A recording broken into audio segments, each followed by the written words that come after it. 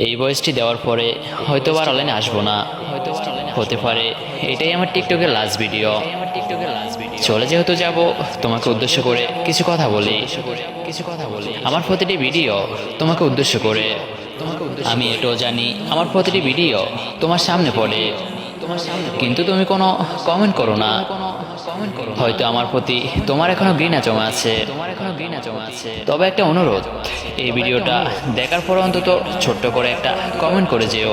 তুমি চলে যাওয়ার পর তোমার জন্য কেন জানি ভালোবাসাটা আরো বেড়ে গেল।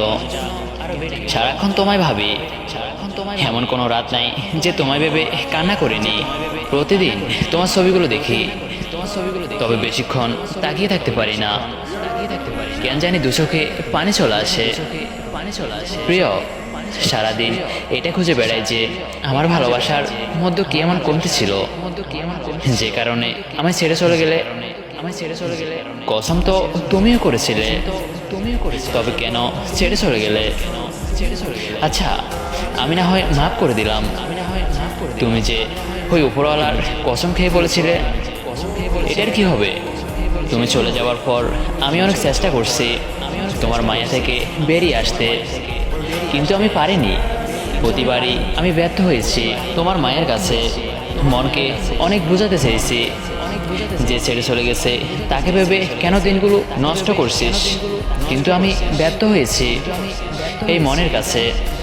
আমি কিছুতেই তাকে বোঝাতে পারি না তুমি আমার হবে না, তুমি আমার নও, তুমি এখন অন্য কারো। মনের সাথে চোখের সম্পর্কটা যেন খুব গভীর, তাই তো তোমার কথা মনে হলে সে তোমাকে ভেবে কাঁদতে থাকে। কিছুতেই তাকে থামানো যায় না।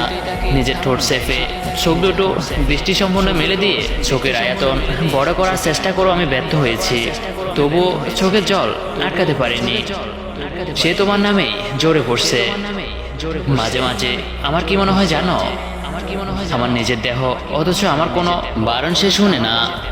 না শুনে আমার মন, না শুনে দুনয়ন। নিজেকে খুব শূন্য শূন্য মনে হয়। খাঁচা থেকে পাখি উড়ে গেলে শূন্য খাঁচাটা যেমন থাকে, ঠিক তেমনই বেঁচে আছি আমি আর শূন্য দেহ নিয়ে। যতবার আমি দূরত্ব বাড়িয়েছি, ততবার আমি আরো বেশি কষ্ট পেয়েছি। ভেবেছিলাম চোখের আড়াল হলে হয়তো মনের আড়াল করা যায়, কিন্তু না, আমি পারিনি। আরো অনেক বেশি যন্ত্রণা অনুভব করেছি। মন শুধু বলে উঠছে, দূরত্ব না বাড়ালে অন্তত তার মায়ামুখটা একবার হলো দেখা যেত, মন প্রশান্তি পেত।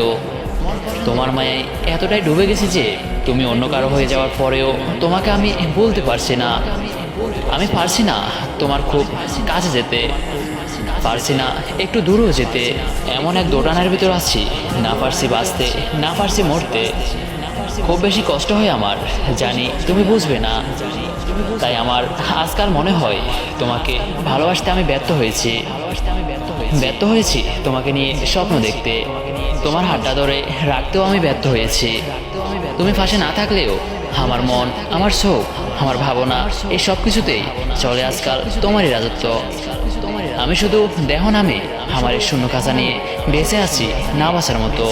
আমি ব্যর্থ হয়েছি তোমার মায়ের কাছে, আমি ব্যর্থ হয়েছি তোমায় ভালোবেসে।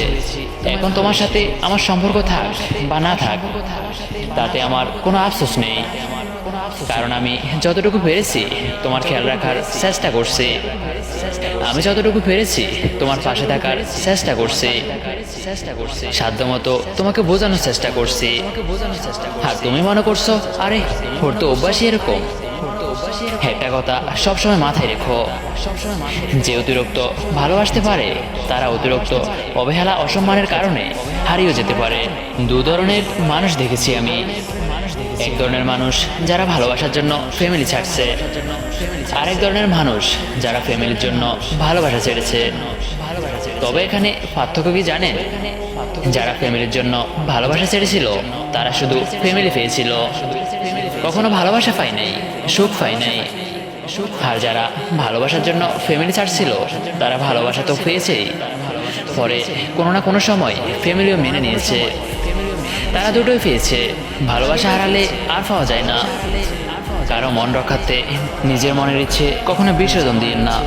সেদিন মা আমায় হঠাৎ বলেছিলেন, শোন বাবা, কখনো যদি নিজের পছন্দে বিয়ে করিসও, তাহলে স্ত্রী হিসাবে একটা সুন্দর মুখের চেয়েও একটা হাসি মাখা মুখ প্রাধান্য দিস।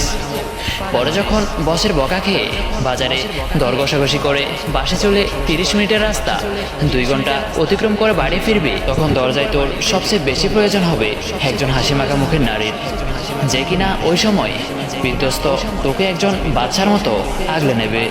আমি নারীকে দেখেছি বারবার ভালোবাসি বলার পরেও অন্য পুরুষে আসক্ত হতে।